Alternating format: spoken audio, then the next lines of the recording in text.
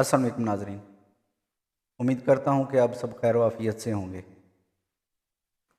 नाज़रीन, गुज़श्ता दिनों तोशा खाना केस जो था वो पाकिस्तानी मीडिया, अवाम और सियासतदानों के दरमियान एक क्रिटिकल जंक्चर बना हुआ था और पीडीएम और पीटीआई के कारकुन एक दूसरे के साथ सांप न्योले और रीछ कुत्ते की तरह एक दूसरे को झंझोड़ और भंभोड़ रहे थे और पाकिस्तानी मीडिया चैनल पे बैठे हुए जो एंकर साहबान थे वो कलंदर बन के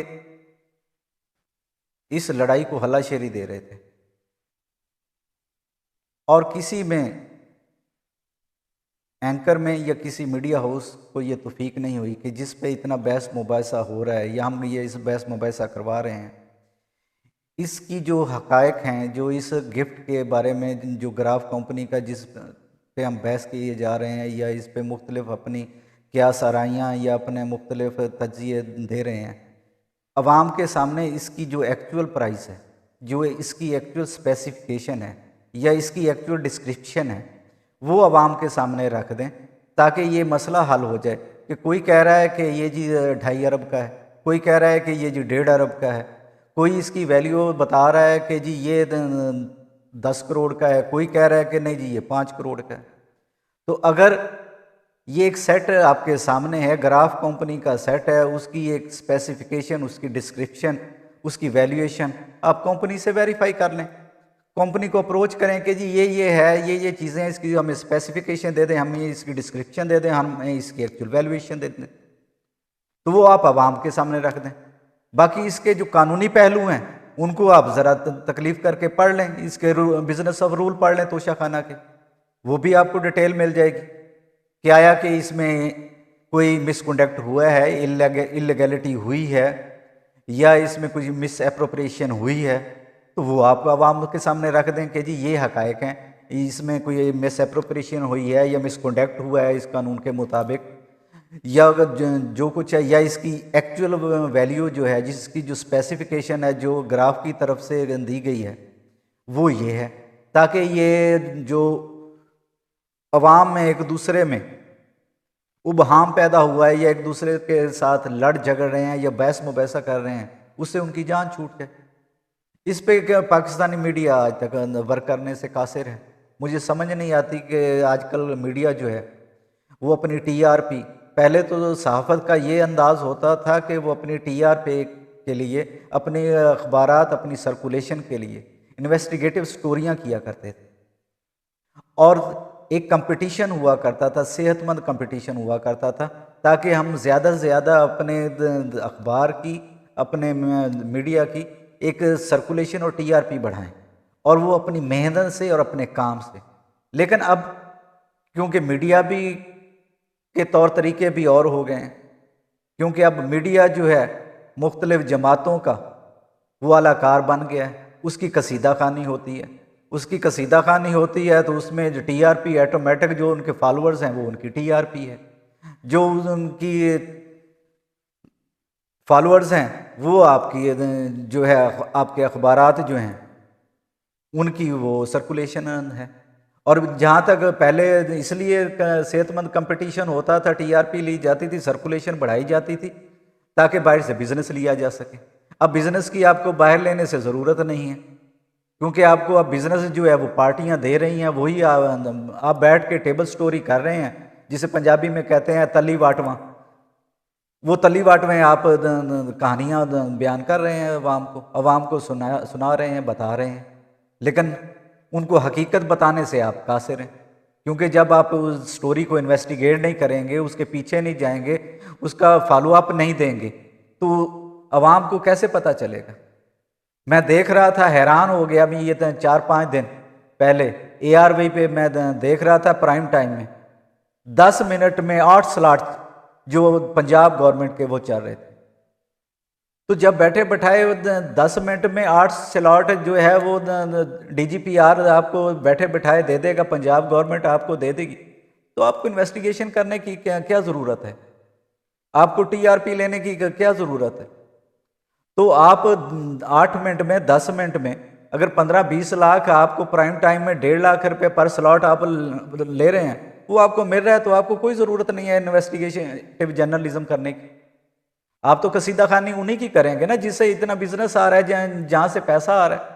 आप उनकी कसीदा खानी कर रहे हैं एक दूसरे की। कुछ मीडिया जो पीआईडी से ले रहे हैं वो उनको जा रहा है बिजनेस, जो दूसरे हैं वो डीजीपीआर से पंजाब गवर्नमेंट उनकी है, वो उधर से लूट खसूट रहे हैं। जो जर्नलिज्म है वो दम तोड़ रही है। शाम को होता क्या है कि सर्कस लग जाती है मीडिया हाउसेस में, 2-4 करतब दिखाए जाते हैं, उसके बाद ना उसमें आवाम होती है ना कोई होता है। यही बयान सियासतदानों के, पार्टियों के बयान होते हैं और ये बस यही कुछ होता है। वही टीआरपी है, उनके फॉलोअर्स आपकी टीआरपी हैं, उन्हीं का बिजनेस है। वो आपको बैठे बिठाए दे रहे हैं, इसलिए आपको कुछ करने की ज़रूरत ही नहीं है, आवाम को कुछ बताने की ज़रूरत ही नहीं है, आपको कोई इन्वेस्टिगेटिव स्टोरी देने की ज़रूरत ही नहीं है। टेबल स्टोरियाँ बैठे बैठे आप दिए जा रहे हैं, तनख्वाहें मिल रही हैं। आपको क्या है, आपको तनख्वाह तो सिर्फ इसलिए मिल रही है कि आप कसीदा खानी कर रहे हैं, और तो कुछ नहीं है इसमें। तो ये चीज़ें हैं। मैं आवाम के सामने आज क्योंकि मैंने तंग आके, ये पहले जो केस हुआ था पैनामा का केस, वो भी ऐसा ही था कि जी वो फ्लैट हैं, वो मेफेयर फ्लैट हैं, उनमें ये है, लेकिन आज तक किसी अवाम को पता चला कि वो मेफेयर फ्लैट कितने के थे, उनकी एक्चुअल वैल्यूएशन क्या थी, वो पैसे कहाँ से आए गए। वो केस चला भी, ख़त्म भी हो गया, सब कुछ हो गया, वो माफ़ भी हो गया, लेकिन अवाम को, तकरीबन हमारी अदलिया को और किसी को आज तक नहीं पता चला कि उनकी एक्चुअल वैल्यू क्या थी और वो कहाँ से खरीदे गए। इसी तरह ये भी हाल है। 2-4 दिन सर्कस चली, उसके बाद बंद हो गया। अवाम एक दूसरे को आज भी बहस मुबाहिसा में एक दूसरे को झंझोड़ रहे हैं। एक दूसरे के जो फॉलोअर्स है, कोई बहस कर रहा है कि नहीं जी वो इतने का था, वो इतने का था, वो कानूनी पहलू ये था कि इसमें कोई कानूनी इलीगैलिटी नहीं हुई। तो ये चीज़ें हैं। तो मैं जर्नलिज्म जो है हमारा, उससे गुजारिश करता हूँ, आप मीडिया जो हाउसेज हैं उनसे भी गुजारिश करता हूँ कि ठीक है, आपको बिजनेस मिल रहा है, वो एक्स्ट्रा बोनस है, आप लें, आप उनकी कसीदा खानी करें, लेकिन साथ साथ जो जर्नलिज्म है, जो इन्वेस्टिगेटिव जर्नलिज्म है, जो आपका असल काम है, वो भी साथ साथ करें। वो तो मुझे कहीं नजर नहीं आ रहा। तो ये तंग आके मैंने ग्राफ कंपनी से इसकी जो स्पेसिफिकेशन है, इसकी जो इस सेट की डिस्क्रिप्शन है और इसकी जो एक्चुअल वैल्यूएशन है, वो भी मैं अपने सोर्स से मालूमात करवाई हैं, जो आपके सामने मैं आज आवाम के सामने रखूँगा कि वो एक्चुअल हैं क्या।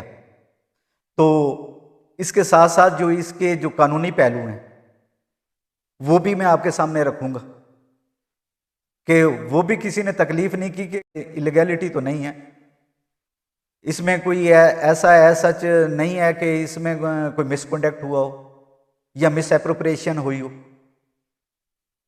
तो जब आपने पढ़ा ही नहीं है उसके बिजनेस, तोशाखाना के बिजनेस ऑफ रूल आपने देखे नहीं है, उनको आपने देखा पढ़ा नहीं, तो आप उसको एलेस्टेट किस तरह करेंगे, उस अपनी राय उस पे कैसे देंगे। कि इस पे भी मैं आपको आज बताऊंगा कि इस पे कोई इलीगैलिटी है, इसमें कोई मिसकंडक्ट है, मिस एप्रोप्रिएशन कोई हुई है या नहीं हुई है, इसके बारे में भी मैं आपको ये दोनों पहलू, इसके जो एक्चुअल ग्राफ की तरफ से जो मालूमात दी गई हैं, इसकी डिस्क्रिप्शन के हवाले से, इसकी वैल्यूएशन के हवाले से और इसकी स्पेसिफिकेशन के हवाले से, ये भी मैं आपको बताऊंगा। और साथ साथ इसके जो कानूनी पहलू हैं वो भी मैं आपको इन डिटेल में बताता हूँ। और ये फैक्ट्स जो हैं विद डॉक्यूमेंट, विद प्रूफ आपको बताऊँगा। कोई ज़बानी कलामी जो है, हवाई फायरिंग जो है वो मैं नहीं करूँगा। जिस तरह बैठ के मीडिया पे हवाई फायरिंग की जाती है जी, वो मैं नहीं कर रहा। मैं जो आपको बताऊंगा वो विद डॉक्यूमेंट्स, विद प्रूफ के साथ आपको आपके सामने रखूँगा और आपके सामने पेश करूँगा। तो सबसे पहले हम आते हैं इस पे कि ये जो ग्राफ का सेट दिया गया था सऊदी अरब शहजादा सलमान की तरफ से साबिक वज़ीर आज़म इमरान खान साहब को, उस सेट में था क्या। उसमें एक अदद वॉच थी, एक अदद पेन था, एक रिंग थी और एक सेट कफ लिंक्स था। इस पे जो बहस हो रही थी वो यही था कि घड़ी के अलावा किसी को कोई पता ही नहीं था कि इसमें है क्या और इसकी एक्चुअल वैल्यूएशन क्या है। तो आप घड़ी की तो बात कर रहे थे, बार बार घड़ी की बात कर रहे थे, लेकिन इसमें जो वैल्यू है, पेन की वैल्यू तो घड़ी से भी ज्यादा है, उसकी जो एक्चुअल वैल्यूएशन है। और स्पेसिफिकेशन उसकी अगर देखें तो सबसे पहले इसमें वॉच है। वॉच में आपको बताऊं कि ये जो ग्राफ बना रही है घड़ियाँ, क्योंकि ये प्योर डायमंड से बनाती है और गोल्ड की बनाती है और दुनिया की महंगी तरीन कंपनी है, तो इसके मेन जो मेजर ब्रांड हैं वो 3 हैं। बाकी भी अब ब्रांड हैं इसके जो, लेकिन जो सबसे बेहतर हैं उनमें एक मास्टर ग्राफ ट्रिबिलियन है फॉर मैन, 18 कैरेट गोल्ड के साथ ये बनाते हैं। और इसमें जो इस्तेमाल होता है डायमंड। और मैं आपको एक और भी बात बताऊं, क्योंकि ये तमाम चीज़ें डायमंड की बनी हुई हैं, वो क्योंकि चीज़ें बनाती ही, ज्वेलरी जो बनाती है या वाचेस बनाती है वो डायमंड से ही बनाती है। तो डायमंड की भी मैं आपको क्वालिटी बता दूं कि ये $3000 पर कैरेट से लेके इसकी कीमत अप्रॉक्स जो है वो $60,000 पर कैरेट तक जाती है। लेकिन जो इसमें इस्तेमाल हुआ है, इसमें HF1 का इस्तेमाल हुआ है। H1F जो है वो रेयर डायमंड है, बहुत महंगा है। इसकी जो मार्केट में वैल्यू है वो तकरीबन $25,000 फी कैरेट है। तो इसमें जो स्पेसिफिकेशन है ये आप स्क्रीन पे भी देख रहे होंगे, ये मैं आपको साथ साथ स्क्रीन पे देता जाऊंगा इसके विद प्रूफ। इसमें जो स्पेसिफिकेशन है 35 कैरेट की ये वॉच है, जिसमें ये डायमंड जो है HF1 ये इस्तेमाल हुआ है 35 कैरेट। इसकी वैल्यू जो अगर 25,000 जो बताई जा रही है जो मार्केट में, तो इस हिसाब से ये 11,81,25,000 पाकिस्तानी रुपयों में इस सिर्फ जो डायमंड लगे हैं उसकी कीमत है। उसके बाद जो है पेन है।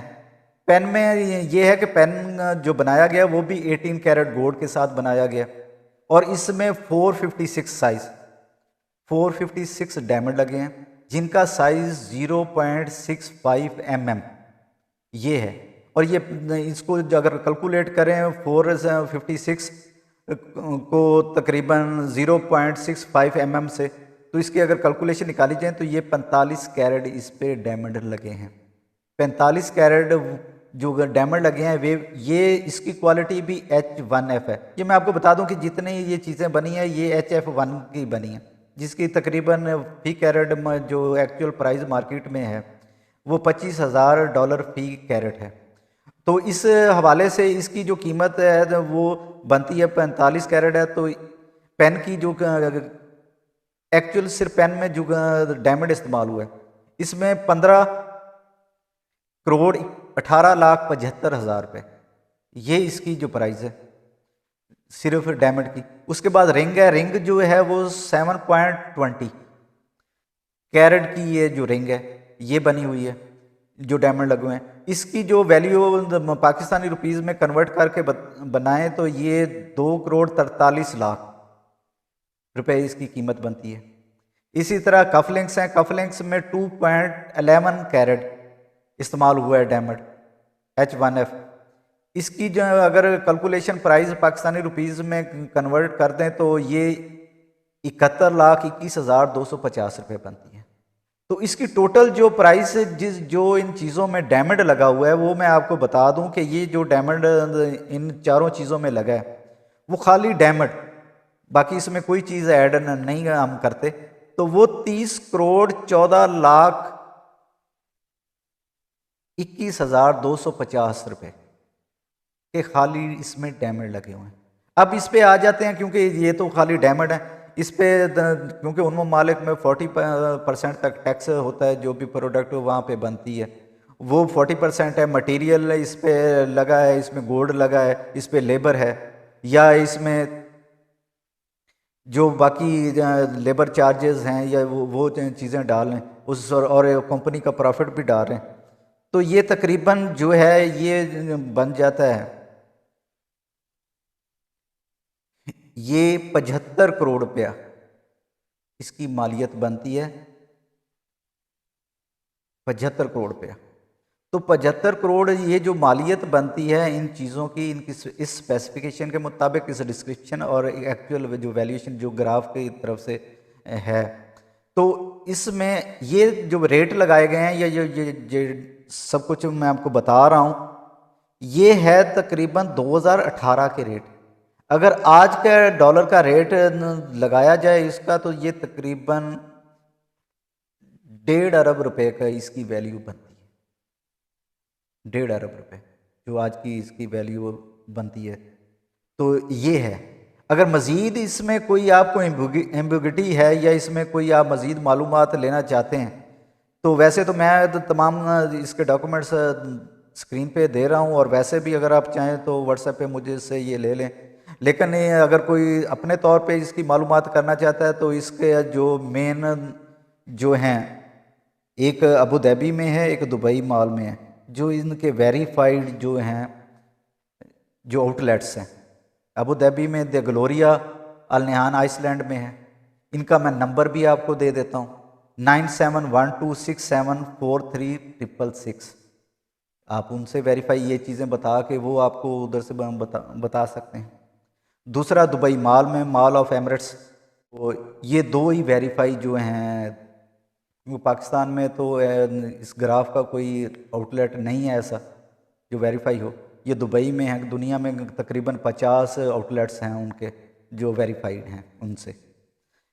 तो दूसरा दुबई मॉल में है, क्योंकि ये दुबई मॉल में तो मैं भी गया हूँ, इस आउटलेट पे मैंने भी देखा हुआ है। तो इसका नंबर है 9743928684। ये इनका है। अगर कोई अपने तौर पे वेरीफाई करना चाहे तो वो कर ले। ये थी इसकी स्पेसिफिकेशन, इसकी डिस्क्रिप्शन और एक्चुअल वैल्यूएशन जो बाई ग्राफ की तरफ से आपको मैंने बता दी। अब इसके पहलू आते हैं, हम इसके कानूनी पहलुओं की तरफ आ जाते हैं कि इसकी लीगल जो एस्पेक्ट हैं वो क्या है, वो मैं आपको बता देता हूँ। लीगल एस्पेक्ट ये हैं कि सबसे पहले इसमें जो एम्बेजलमेंट मिसकंडक्ट हुआ है वो मैं आपको विद प्रूफ बता देता हूँ कि ये जो एक तो ये है कि जो ये रूल हैं, ये रूल को वायलेट किया गया जो 18 दिसंबर 2018 को इमरान खान साहब ने अप्रूव करवाए और रूल ऑफ बिज़नेस और ये कानून बनाया कि इसके बाद ये 50%, पहले ये था कि जो इसका रूल था वो 20% था, 20% लेके आप रिटेन कर सकते हैं। उसके बाद ये इमरान खान साहब ने जो था वो 18 दिसंबर 2018 को ये कानून बना दिया कि ये 50% आप इसकी वैल्यू जो एक्चुअल वैल्यूएशन होगी उसका 50% दे के आप ये रख सकते हैं। लेकिन इसका कानून ये था कि इसके किस तरह होगा कि इसकी वैल्यूएशन क्या होगी।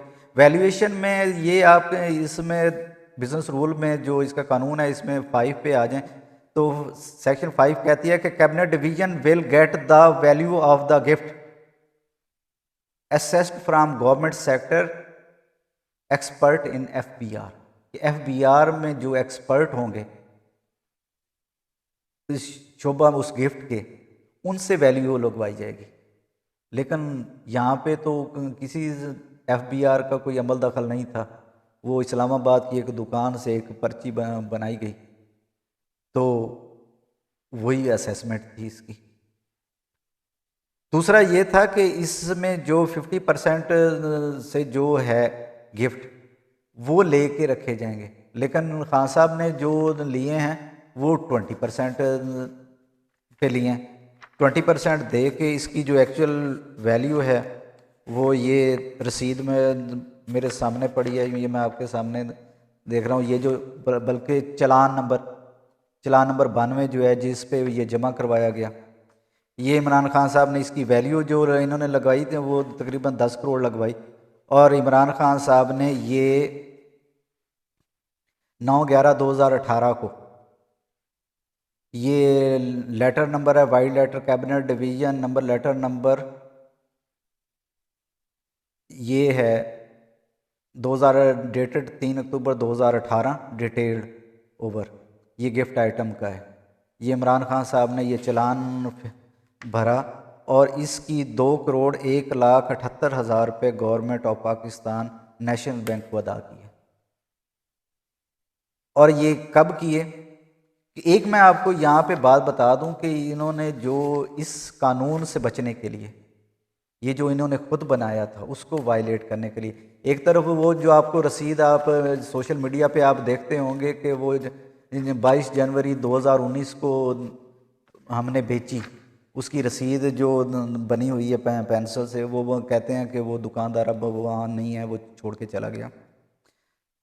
तो अगर उस डेट को यकम को होते तो ये कानून इस पे लागू जो था वो होना था 50% का, 50% अदायगी होनी थी, लेकिन वो नहीं की गई।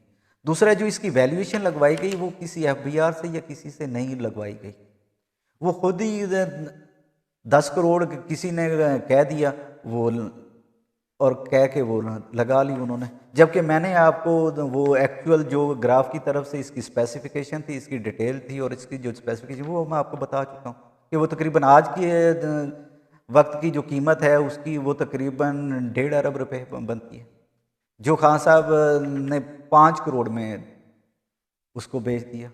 कहाँ पे 150 करोड़ रुपए की एक चीज़ वो आप बेच रहे हैं 5 करोड़ में, तो ये सोचने की बात है। और दूसरा, इन्होंने उस कानून से बचने के लिए अजीब ये इनके हवास बाख्ता हुए थे।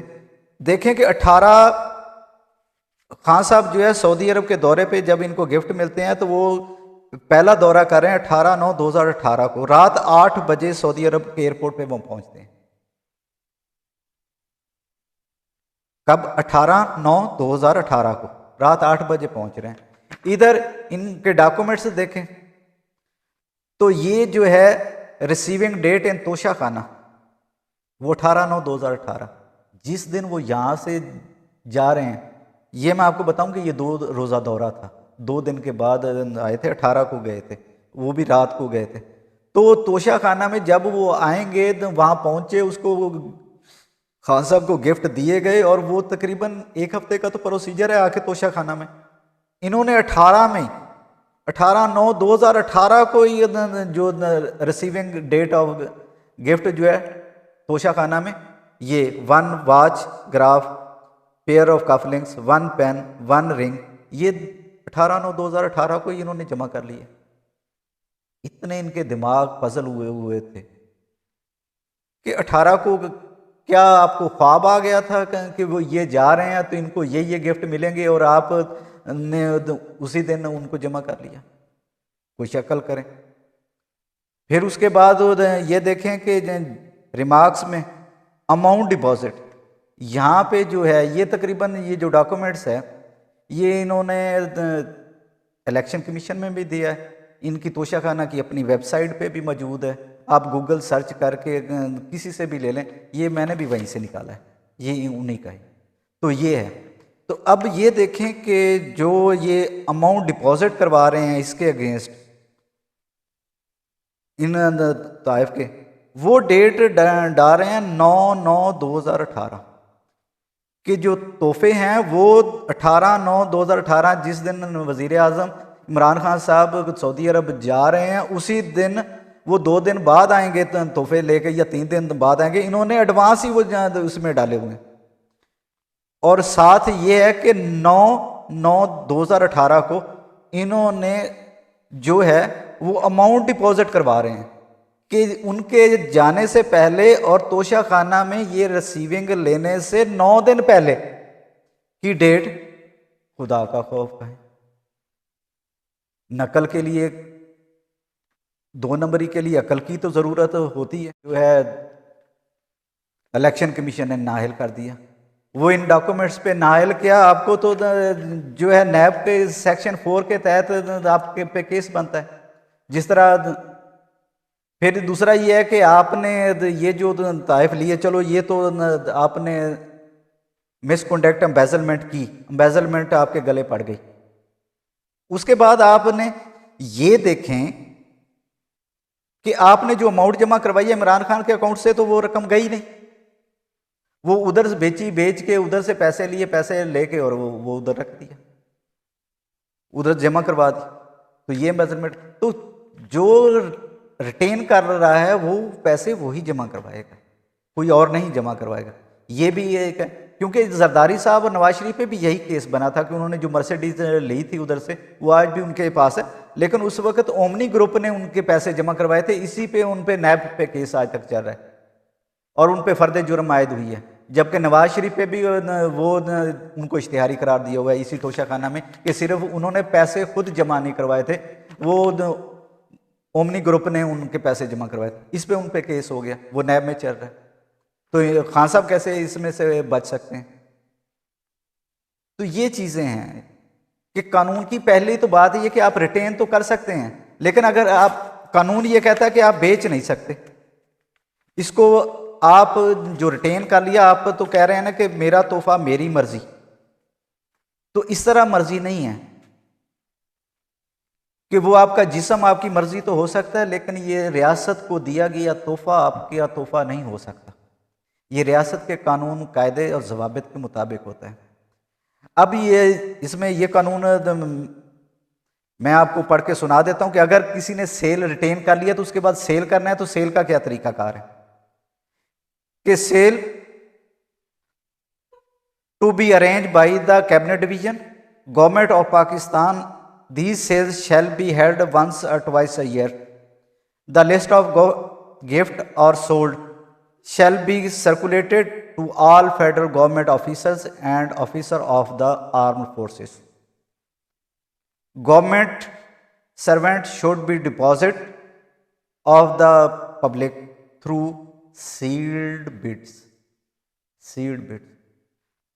तो इसमें वाज़ेह है कि अगर आप ने वो रिटेन किया था, अगर आपके हालात इतने बुरे हो गए हैं, आपके पास खाने पीने के पैसे नहीं हैं, आप इनको उसको सेल करना चाहते हैं, तो फिर आप खुद मार्केटों में जाके नहीं सेल कर सकते, उसको आपको कैबिनेट डिवीजन में देना होगा। कैबिनेट डिवीजन उसका जो है वो इश्तिहार करेगी, उसको जो है वो पब्लिक करेगी, पब्लिक करके फिर उसको कौन ले सकता है कि गवर्नमेंट ऑफिसर्स और आर्म फोर्स ऑफिसर्स, उनको कहा जाए कि वो आप सील्ड बेड उसके ज़रिए बेड दें और ये आप ले लें, क्योंकि जो तोहफे होते हैं कि वो ऑनर रिस्पेक्ट और मुख्तलिफ ममालिक की एक ऑनर रिस्पेक्ट होती है, आप उसको मार्केटों में बाज़ारों में नहीं बेच सकते। तो अगर कोई ऐसी मजबूरी है, पहले तो बेच नहीं सकते, अगर बेचना भी है तो आप ये तोहफे फिर दोबारा कैबिनेट डिवीजन को देंगे, कैबिनेट डिवीजन इनको अनाउंस करेगी, इसका इश्तिहार करेगी, इश्तिहार करके फिर ये बिड्स होंगी और वो गवर्नमेंट जो पब्लिक ऑफिसर्स हैं या आर्मी ऑफिसर्स जो हैं वो इसको ले सकते हैं, वो भी सील्ड बिड में। तो आपने तो इसको कारोबार और तमाशा बना दिया है खान साहब।